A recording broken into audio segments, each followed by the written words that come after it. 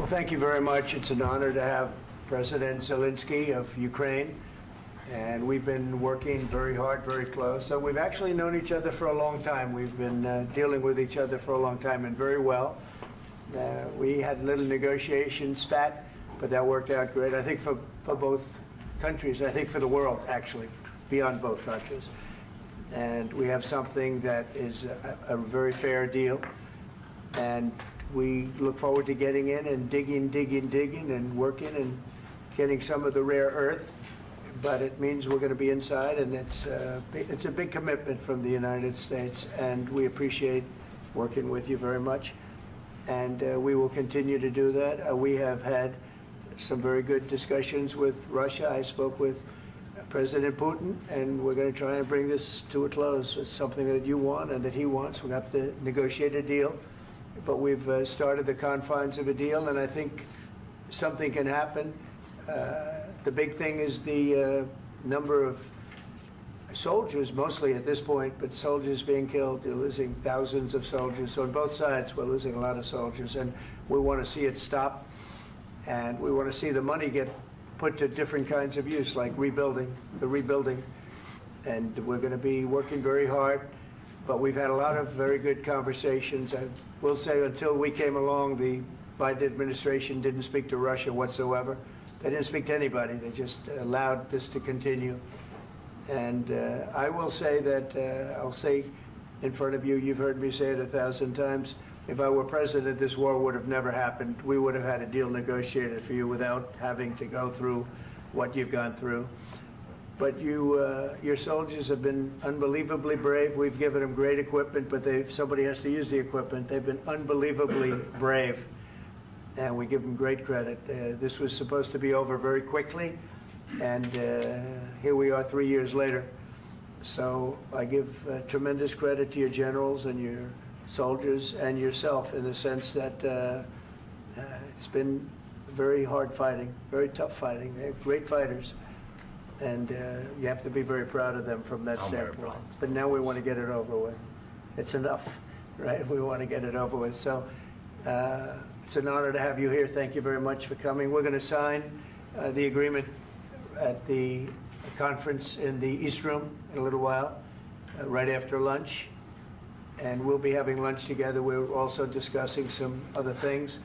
And we appreciate everybody being here. It's somewhat of an exciting moment, but the really exciting moment is when they stop the shooting and we end up with a deal. And I think we're fairly close to getting that, and an honor to have you. And please, I'd like to say something. No, thank you so much, Mr. President. Thank you for invitation. And really, I hope that this first document, will be first step to real security guarantees for Ukraine, our people, our children. I really count on it.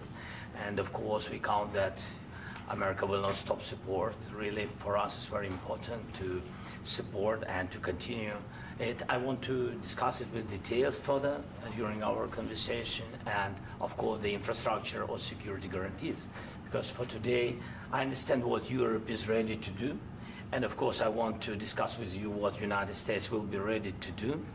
And I really count on your strong position to stop Putin. And you said that enough with the war. I think that is very important, Ben, to say these words to Putin at the very beginning of war, because he is a killer and terrorist. But I hope that together we can stop him. But for us, it's very important to, to save our country, our values, our freedom and democracy, and of course, no compromises with the killer about our territories. But it will be later. And of course, what I wanted, we spoke about it by phone with you, about the drones production. We have very good drones production. I think the best one in the world for today because of the war. Yes, and of course, we need very much the air defense. You have the best air defense in the world, and really you helped us under attacks of Russians. And I want to speak how we can exchange the licenses. We're open to share the licenses of all our drones with you, of course, with the United States. And we need licenses for quick production of air defense. Even after the war, we need our nation to be calm, that we are secure. So that's why we need this air shield. And of course, about this I want to speak about the contingents. I think that France and UK already spoke to you, and we know that Europe is ready, but without the United States, they will not be ready to be as strong as we need. And the last point, last not least, about exchange, about our people and children. And you know that these crazy Russians, that they stolen 20,000 of children, Ukrainian children. They changed their names, they changed their families, relatives, and now they're in Russia. We want to bring them back, and really, it's a big dream, task, and goal for me, and our warriors.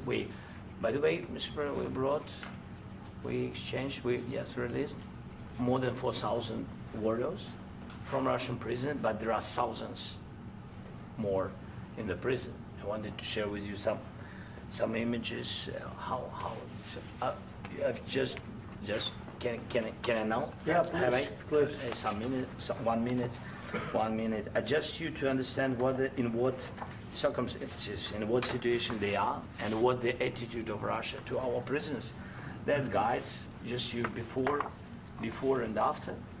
And you see before and after, just you to understand. Now thousands of such guys, ladies and men, there, and that, so they don't eat, they beat them, and they do a lot of bad things. So out of, even during the war, there are rules. Everybody knows there are rules during the war. So these guys, they don't have any rules. You see that 50, 60 kilograms left, and a lot of such things. And I didn't want to show you what the changes with images of children, because I will just share with you. And I mean, it's looking tragically. Yep, that's tough stuff. Yeah, I wanted very much to give you, and you see it. Yeah. This is pastor, by the way. They stolen pastors, because it's not Russian church. They stolen pastors and moved pastors to the prison. At the end of last year, we brought 3 pastors, and we could exchange them. And this is pastor, you see. Yeah, it's tough. Yeah. So I mean, this I wanted to show you, and this. So thank you very much. We want to get that ended, right? Yeah. Of course, we And want. I think we will. And We have to, of course. do you have any questions, please? Mr. President, thank you, Mr. President. With the, how much money is the U.S. going to put into the fund that is being created today, and how does this provide long-term security for Ukraine? Well, we don't know exactly how much, because we're going to be putting some money in a fund that we're going to get from the raw earth that we're going to be taking and sharing in terms of revenue. So it's going to be a lot of money will be made from the sale and from the use of raw earth. And as you know, our country doesn't have much raw earth. We have a lot of oil and gas, but we don't have a lot of the raw earth. And what we do have is protected by the environmentalists, but that can be unprotected, but still it's not very much.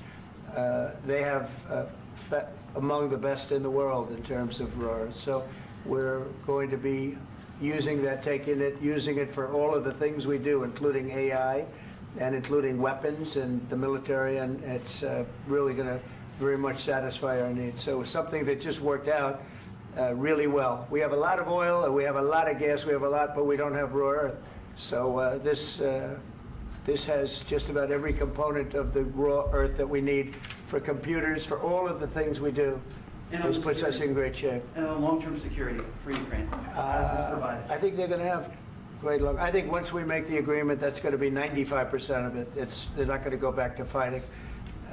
I've spoken with President Putin, and I feel very strong. I've known him for a long time, and I feel very strongly that they're very serious about it, and we'll make a deal. And when the deal is made, I don't think, we talk about security. Everyone's talking about the other day, all they talked about was security. I said, let me make the deal first. I have to make the deal first. I don't worry about security right now. We have to have a deal, because right now, last week, 2,000 soldiers died on both sides. 2,000, and they're losing 1,000, 2,000, 3,000 a week. So as we sit here and we talk, people are getting shot and dying on the battlefield. And you know, they're not American soldiers, but they're Russian soldiers and they're Ukrainian soldiers, and we want to be able to stop it. And we want to be able also to spend money on other things. We don't want to, this is a tremendous amount of money. And what the Biden administration did was terrible. They were giving money, but he had no security on the money. Europe, as you know, gave much less money, but they had security. It was in the form of a loan. They get their money back, and we didn't. And now, at least we're protected because the American taxpayer has to be protected too. But this is an incredible agreement for Ukraine because we have a big investment in their country now, and what they have, very few people have. And we're able to really go forward with very, very high-tech things and many other things, including weaponry that we're going to use in many locations, but that we need for our country. Mr. President, This allows us to do this. Mr. President, will you continue I'm sorry. sending military aid? Yes, go ahead, please. If I can just, yes. In the document, there is one of the very important points. If we speak about business and investment, we never had LNG terminals in Ukraine. This document will open. I mean, the next documents, but anyway, here we see in the framework, we see really goodwill for this. LNG terminals for us is very important, and I think for security of European continent. We have the biggest storage, gas storage. We have the biggest in Europe. Yes, and we can use it. Use it for LNG. Use it for LNG, and we will do it. And really, we can help Europe because Europe really helped. President Trump said that they made less support, but they are our friends and they are our very supportive partners. They really gave a lot, Mr. President. They did. They gave a lot, but they gave much less. No. Much less. No. No. No. Okay. Okay.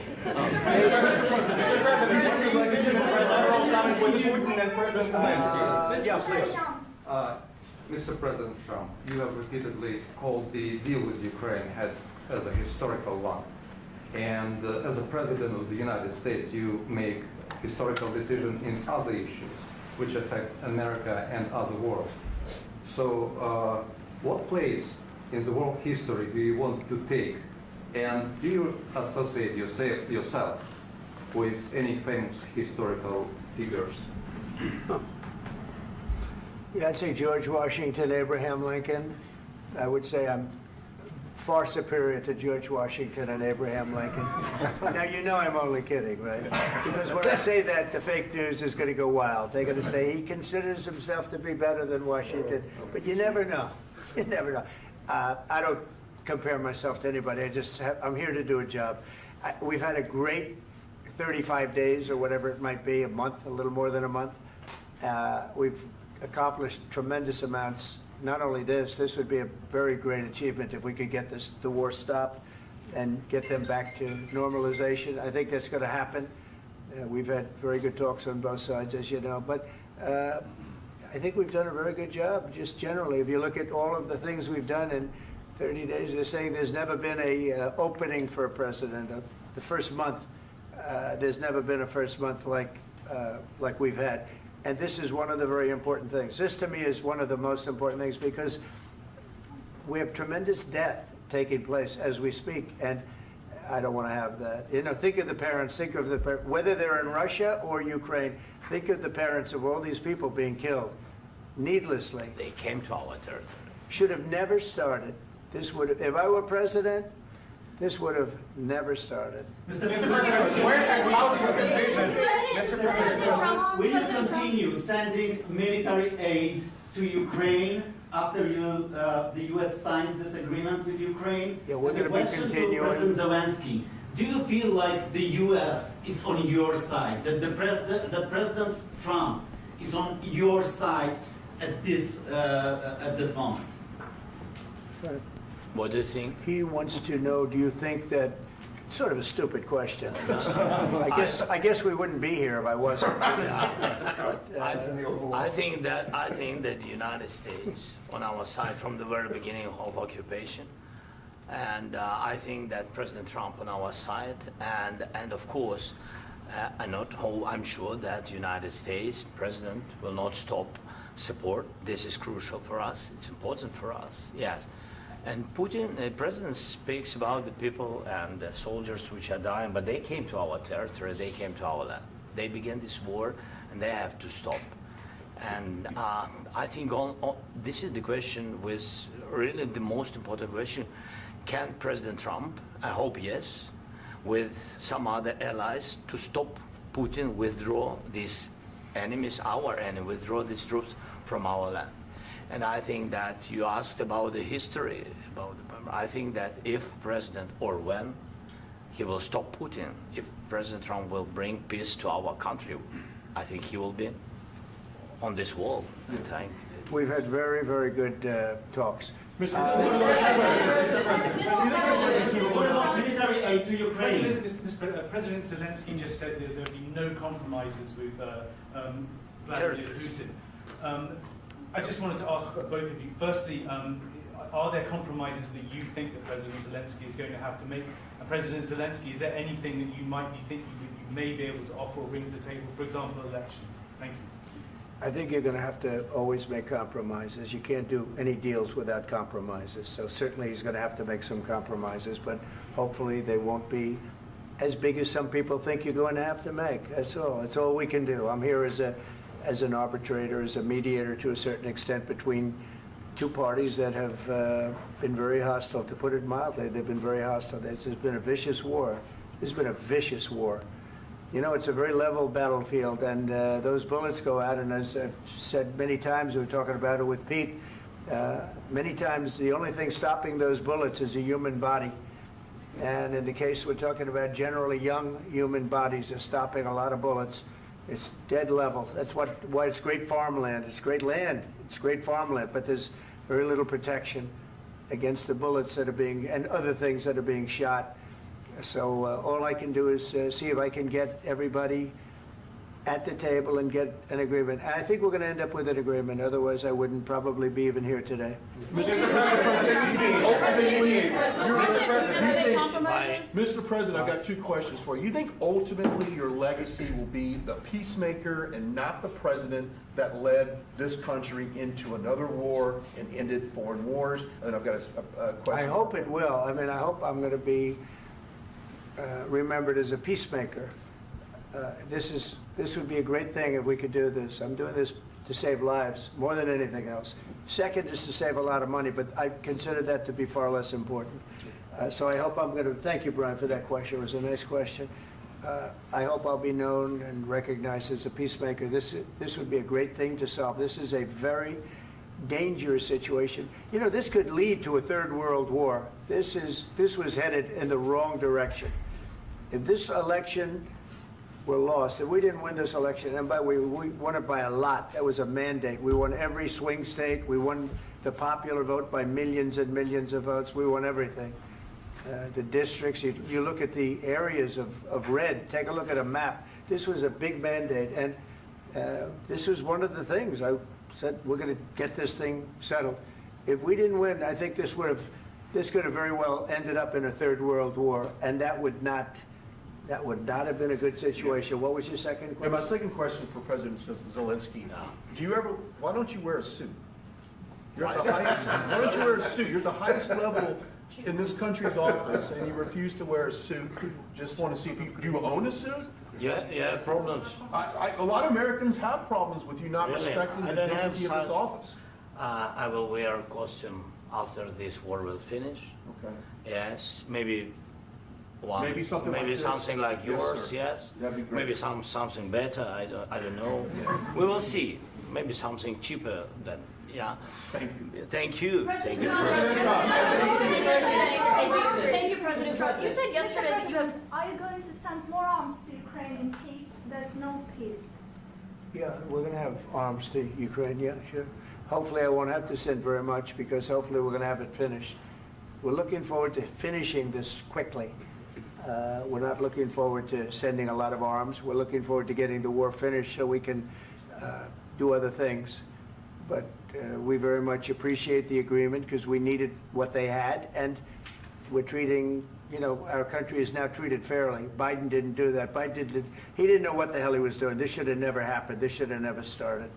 But, you know, sure, the answer is yes, but hopefully we won't have to send much because I'm looking forward to getting it done quickly, very quickly. Does that mean you'll provide security guarantees, Mr. President? I don't want to talk about security yet because I want to get the deal done. You know, you fall into the same trap like everybody else. A million times you say it over and over. I want to get the deal done. Security is so easy. That's about 2% of the problem. I'm not worried about security. I'm worried about getting the deal done. The security is the easy part. Security is very nice. Everybody stopped shooting. And now will Europe put people there? I know France is going to. I know the UK is going to. I know other countries are going to, and they happen to be right next door. We haven't committed, but we could conceivably. You know, we have security in a different form. We'll have workers there digging, taking the raw earth so that we can create a lot of great product in this country. So in that sense, you have something, but we haven't determined that yet. I will say, in speaking to France and in speaking to, and they were here, as you know, last week and just the other day, they have committed to a lot of security. I don't think you're going to need much security. I think once this deal gets done, it's over. Russia's not going to want to go back, and nobody's going to want to go back. President When Zelensky shaking when his this head deal no. ends, I really believe this deal is going to be over. Well, Question? Yeah, please go ahead. Thank you. Go ahead. Thank you so Yeah. much. Mr. President, thank you. You had Mr. Macron and Keir Starmer at the White House this past week, both of whom praised your courage and conviction to lead the pathway towards peace. Yes. Part of that involved, though, re-engaging Russia in diplomatic relations, something that previous leaders lacked the conviction to do so. What gave you the moral courage and conviction to step forward and lead that? Well, I love this guy. Who are you with? One American News, sir. Well, that's why I like him. One American News does a great job. I like the question. I think it's a very good question. It's a pathway to peace. It's a pathway to getting something solved. And I feel that as the head of this country, I have an obligation to do that. Plus, you know, we're very much involved. We got involved. It's too bad we got involved because there should have been no involvement because there should have been no war. And there shouldn't have been October 7th. That would have never happened. As you know, Iran was broke. They had no money to give to Hezbollah. They had no money to give to Hamas. They were stone cold broke. And then under Biden, they became rich as hell. They went from no money to $300 billion in a period of 4 years. And they gave a lot of that money away, and you see what happened. And that's a real mess also that we hope to be able to solve. But no, I appreciate your question very much. I feel I have an obligation to try and do something to stop the death. If I can answer, yes, if I can answer, Please, sorry, go ahead. please. And I do like your clothing, by the way. Yeah, really? Even though I think he's a Yeah, great guy, yeah. by the way. But I don't know if you two like each other. But you know what? I think No, he's no, dressed. I think he's why? dressed I like beautifully. this guy. I don't know I think him. he's dressed beautifully. So I have more serious things than answer on such Yeah, question. sure, that's I will okay. answer on more serious That's a good question if statement. I can. That's good. Yeah. So please, about security guarantees and about just ceasefire. We can't just speak about ceasefire and speak and speak. It will not work. Just ceasefire will not never work because I'm like a president.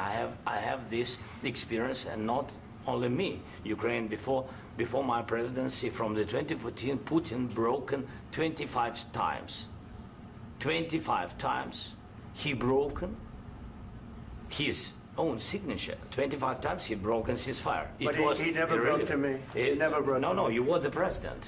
He You never were the broke- president he during. never broke to me. In 2016, you've been the president, Mr. President. You've been the president, but he had, of course, not with you, but he had during those period. He had conversations with our side, and we had Normandy format. You know, the France, Germany, Ukraine, and Russia, and he broken 25 times. That's why we will never accept just ceasefire. It will not work without security guarantees. Security guarantees, maybe President is right about this document and other, but this document is not enough. Strong army is enough because his soldiers afraid, Putin's soldiers afraid of our soldiers when we're strong enough. If we are not strong enough, if we are empty, if our storage is empty, we can't defend our land. Today, you know, he knows that we have all the world knows that we have meeting. Yes, why he's using ballistic? Putin today using ballistic on our hospitals, schools, and etc. Ballistic. So he knows that we are here and that President Trump is really have goodwill to stop this war. And you hear now the president. So why he's using? So he doesn't want to stop. He doesn't want. But I hope that we will do it. Really, we'll do it. Security. When we speak about security guarantees, when the Europeans are ready for contingents, they need USA backstop. If there will not be United States, we will not never have any contingents, strong contingents from the Europeans, because they don't want to divide alliance, connection between the United States and the main and strongest ally and Europeans. And this is crucial, this is important. That's what we want to speak about very much. This is very important. And air defense. So air defense, really, we have big deficit with all these systems, and we need to provide this. We need it very much. Otherwise, Putin will never stop, and will go further and further. He doesn't want. He hates us. You know, it's not about me. He hates Ukrainians. He thinks that we are not a nation. He thinks, and he shared these thoughts. I think maybe with your team also. I don't know, but with all the Europeans, in media, officially and not, he always said that there is no such country, such nation, such language, and such life like Ukrainian. No, he really doesn't respect all the Ukrainians, and he wants to destroy us. And you are right, Mr. President, that's 2%. This document, maybe other documents, it's a very good start, very good, but it will not enough to stop this person. Should Russia pay to rebuild Ukraine? Mr. President, under these Should Russia pay to I asked rebuild Ukraine? They have to Zelensky pay. this question. You This didn't is like the rule. because This is the rule of because the war. I'm This is sorry. the rule of the war. During all the centuries, all the history, this is the rule of the war. Who began, those pay. Do you agree, This is the President rule. Putin began this war. He has to pay all money for innovation. He has to pay. Of course, some Russian assets, what we have in Europe, about 300 billion, we can use them. We can use for innovation and buy military support from the United States also. We can do it, but it's not enough. It's not enough. I asked Under this these question that circumstances, do you didn't envision a like trilateral summit with because I wanted Putin to and know. President Zelensky? Wait 1 second. I asked this question that you didn't like because I wanted to know if you want to position yourself in the middle between Russia and Yes. Ukraine or on the Ukraine side. No, I'm in the middle. I want to solve this thing. I'm for both. I want to get it solved. And it's wonderful to speak badly about somebody else, but I want to get it solved. If we can solve it, great. If we can't solve it, they're going to have to fight it out, and who knows what's going to happen. But I want to see it get solved. May I follow up? One more question about U.S. troops in Europe. After Russian invasion of Ukraine, your predecessor sent additional troops to Eastern Europe, including Poland, my country. Yeah. Are you committed to keeping these troops on the eastern flank of NATO in the future? I'm very committed to Poland. I think Poland has really stepped up and done a great job for NATO. They, as you know, they paid more than they had to. They are one of the finest groups of people I've ever known. I'm very committed to Poland. What about Baltics? Poland's in a tough neighborhood, you know. What about the Baltics?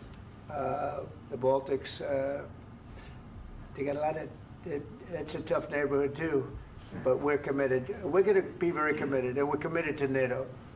But NATO has to step up, and the Europeans have to step up more than they have. And I want to see them equalize, because they are in for far less than we're in, and they should be at least equal. You understand that? Why is the United States, we have an ocean in between, why is the United States in for so much more money and other things as Europe? With that being said, and as you said, they've also been obviously very helpful, but we have put in far more than they have, and I think they should equalize. Mr. President, Yeah, please, go Can I ahead. ask you about the agreement again today? What changed between the first time that Secretary Bessent gave President Zelensky the agreement and today for the signing? We made a deal. So What was the I'm just- deciding factor? I'm a business person. We made a deal. That's what changed. A lot of the minerals. I didn't think we were going to make a deal, and We ended up making the deal, so that changed. Mr. President, what and how do you envision a trilateral summit with President Zelensky and Putin? I don't know, under but these well, they circumstances? don't like each other, I can tell you that. Okay? They do not like each other. This is not a love match, and it's unfortunate. That's why you're in this situation. The United States should not have allowed this to happen, okay? The United States, run by a man that didn't know much, I'm going to be very nice, run by an incompetent person, very incompetent person, should never have allowed this to happen. I've stopped wars. I've stopped many wars. My people will tell you, I stopped wars that nobody ever heard about. I stopped wars before they ever started. You can look at some of, I could give you a lot of nations that would tell you right now they were probably going to war. I could tell you right now there's a nation thinking about going to war on something that nobody in this room has ever even heard about. Two smaller nations, but big, still big. And I think I've stopped it. But this should have never happened. Mr. President. About sorry, just a second. About any negotiations. First of all, I want really to tell you, and I think that everybody understands that Ukraine, more than Ukrainians, nobody wants to stop this war.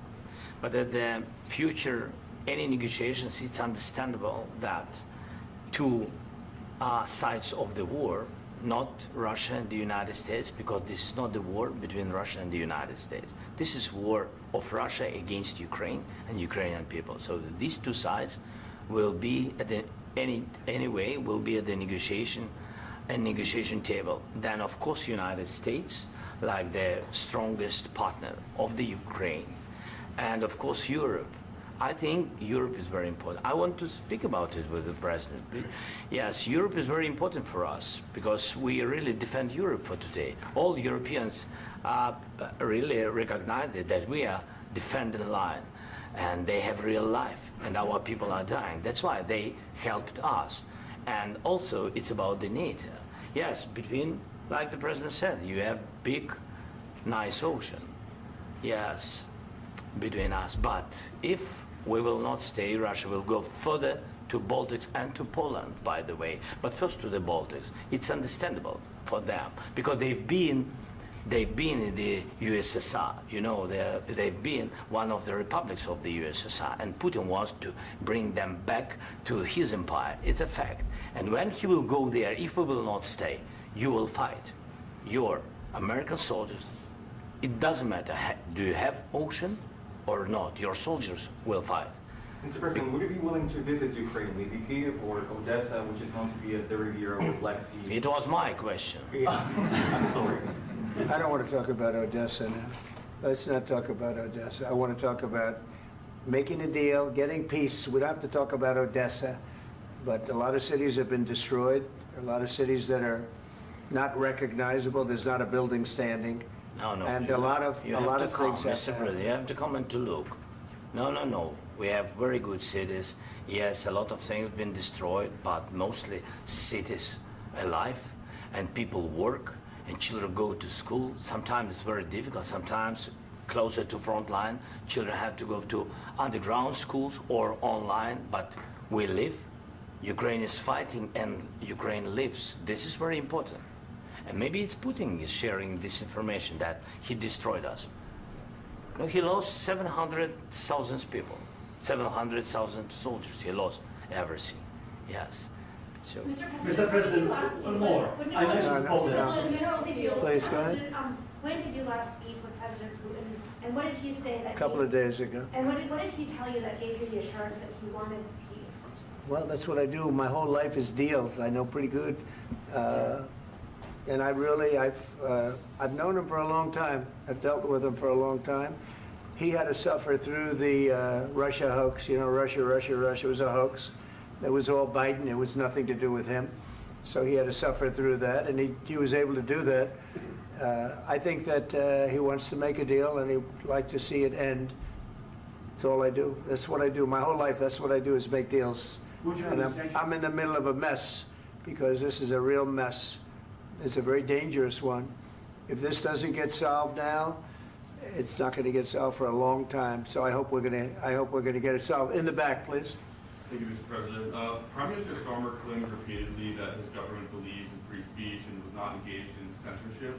But his country's government arrests people for memes and thought crimes, and even more worrisome is pressuring American companies to censor Americans on its behalf. How can he be a reliable, trustworthy partner when he says things that are demonstrably false on such an important topic? Well, we actually spoke to him about that yesterday, and we thought they took it very, very much too far. JD was very strong on it. So was I. So was Marco. And we've been speaking to him about it. Marco, would you like to say something about that? We have concerns, obviously, with the conduct of those, particularly as it impacts Americans. And there's real concern that American speech, which is online, could fall into the hands of British or any country's jurisdiction. And so this is a point the Vice President made at Munich, and I think it's a very compelling one, that what unites us with Europe, as much as anything else, is these shared values, and one of them being free speech. And so if Americans are threatened by it, we're going to need to take action in that regard. Mr. President. It's actually a very important question. We spoke about this in detail with the Prime Minister, the Foreign Secretary, and others at lunch yesterday. And I know that Secretary of Commerce Lutnick followed up in private meetings last night. This is really important. We believe Americans have the right to speak their mind, even if we in this room disagree with them. They have the right to speak their mind in the public square, which is often online these days. And we're going to defend that right as it pertains to American companies and American citizens vigorously if we have to. I do think that under the President's leadership, we're going to find common ground with our friends in the UK on this question, but it remains to be seen. The principle that will guide us is we believe in free speech in this country, and we'll fight for it for American citizens. Mr. President, on the deal, is there any other oil and gas component to the deal? Is it all critical? A little bit. We'll see. On LNG? But we're not really looking for that so much. We got a lot. We have more than anybody in the world, by far. So no, we're not talking about it too much, but a little bit. I think it affects also, but for the most part, no. And sir, is there any agreement from Ukraine to purchase U.S. LNG as part of the deal, or is that on the table at all? No, we don't need that. Some of those Mr. President, I minerals just are in wanted the to ask east, you Mr. about, President. you just mentioned that you'd spoken to Vladimir Putin a couple of days ago. Just to be clear, that's a new call, not the one that you were I've spoken to him on numerous occasions. Okay. And how was the latest call? What did you discuss? How did it go? Are you serious with that question? I am. I'd love to know. It went well. I think we're going to have a deal. On the minerals deal, Mr. President, some of those minerals are in the east of Ukraine, not far from the front lines and in areas that Russia has occupied. Will you direct President Putin to withdraw his forces from those areas if there's U.S. interest Well, there? we'll take a look at the time. We have a lot of area. It's a very big area we're talking about. So we'll take a look. I'll study that and I'll see. And who would protect those minerals if they are U.S. interests? Would that be Ukrainian They'll be forces? protected. The European agreement will forces? protect them. U.S. The forces? agreement, yeah, we're signing an agreement. You know? Right, but what if Russia tries to invade or there's Russian aggression in those spots? I just told you, I don't think that's going to happen. And if that were going to happen, I wouldn't make a deal. If I thought that was going to happen, I wouldn't make a deal. Some people may wonder why. You know, they ought to focus on CNN on survival, not asking me these ridiculous questions. Focus on surviving, because CNN's got such low ratings, I don't think they're going to survive. Let's go. Please, go. One more. I already mentioned Poland. Poland was under Russian control for decades after the Second World War. When I was a kid, I looked at the United States not only as a most powerful country, richest country in the world, the country that has great music, great movies, great muscle cars, but also as a force for good. And now I'm talking with my friends in Poland, and they are worried that you align yourself too much with Putin. What's your message for them?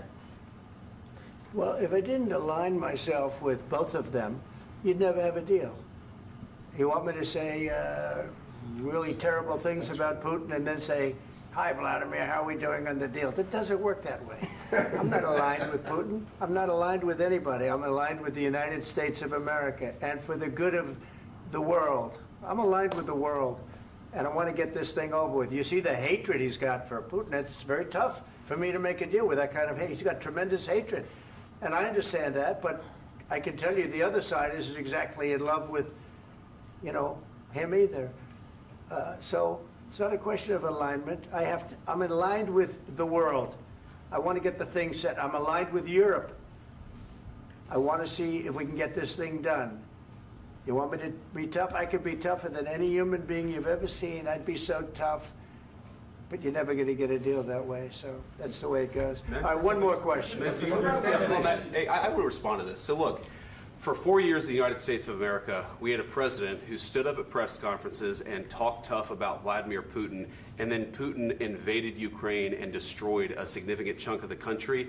The path to peace and the path to prosperity is maybe engaging in diplomacy. We tried the pathway of Joe Biden of thumping our chest and pretending that the President of the United States' words mattered more than the President of the United States' actions. What makes America a good country is America engaging in diplomacy. That's what President Trump is doing. Can I ask you?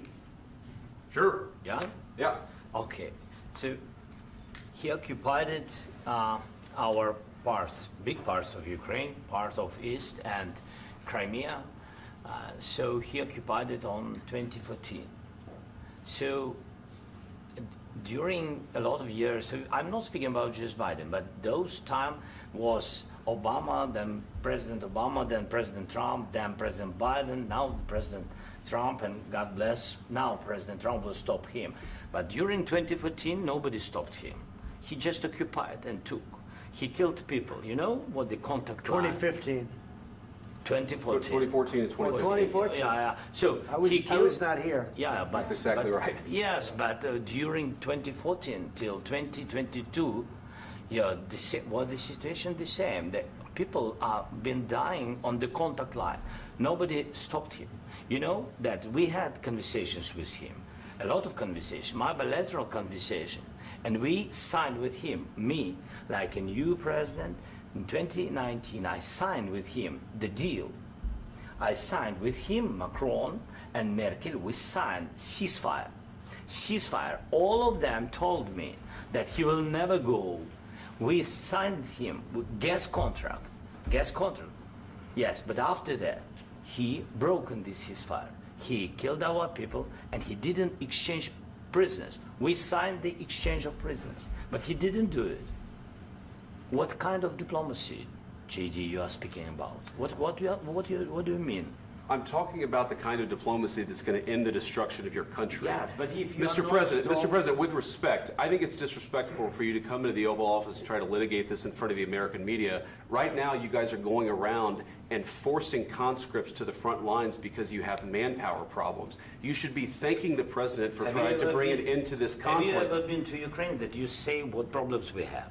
I have been to. Count once. I've actually watched and seen the stories, and I know what happens is you bring them on a propaganda tour, Mr. President. Do you disagree that you've had problems bringing people into your military? We have problems. And do you think that it's respectful to come to the Oval Office of the United States of America and attack the administration that is trying to prevent the destruction of your country? A lot of questions. Let's start from the beginning. Sure. First of all, during the war, everybody has problems. Even you, but you have nice ocean and don't feel now, but you will feel it in the future. God bless. You don't know that. God bless. You don't God know bless. that. You will not have a war. Don't tell us what we're going to feel. We're trying to solve a problem. Don't tell us what we're going to feel. I'm not telling you. Because I'm you're in no answering on position this to question. dictate that. That's Remember exactly what this. you're doing. You're in no position to dictate what we're going to feel. You We're will- going to feel very you will good. feel influenced. We're going to feel I'm very good and telling very you, strong. You will feel influence. You're right now not in a very good position. You've allowed From the yourself very- to be in a from very the very bad position, beginning and he of the happens war. to be right about From the it. very beginning of the war. You're not Mr. in a good Brown, position. I You don't was have the cards right now. With us, you start having not playing cards. cards. Right now, you I'm don't. very You're playing serious, cards. Mr. President. You're I'm playing very cards. serious. You're I'm gambling the with the president lives in of war. millions of people. You think- You're gambling with World War III. what you're You're speaking gambling about? with What are you World speaking War about? III.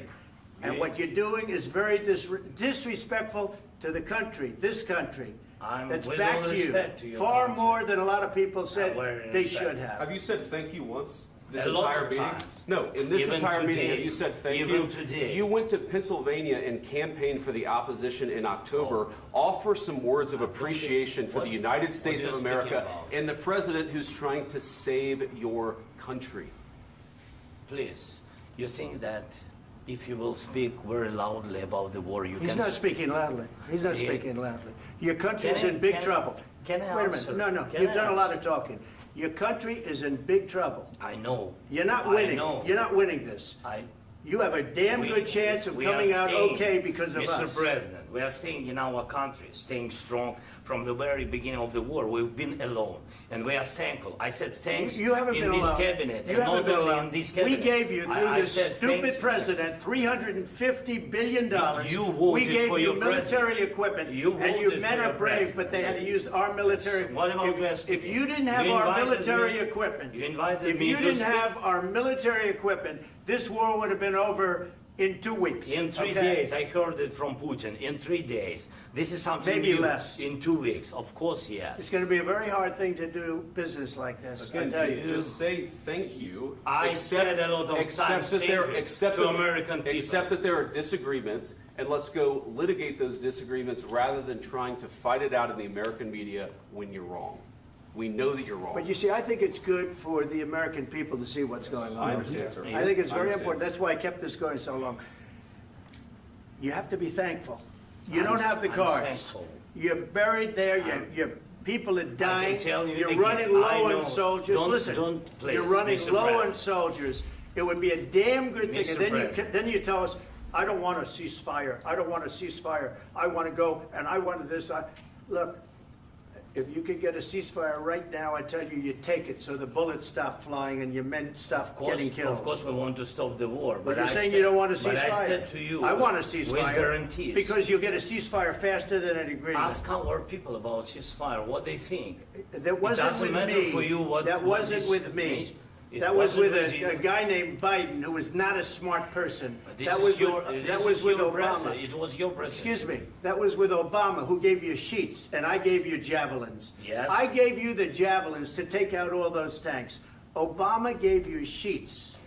In fact, the statement is Obama gave sheets and Trump gave javelins.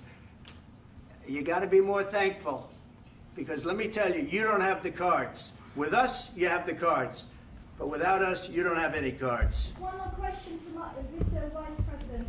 I'm sorry. It's going to be a tough deal to make, Um, because the attitudes have to change.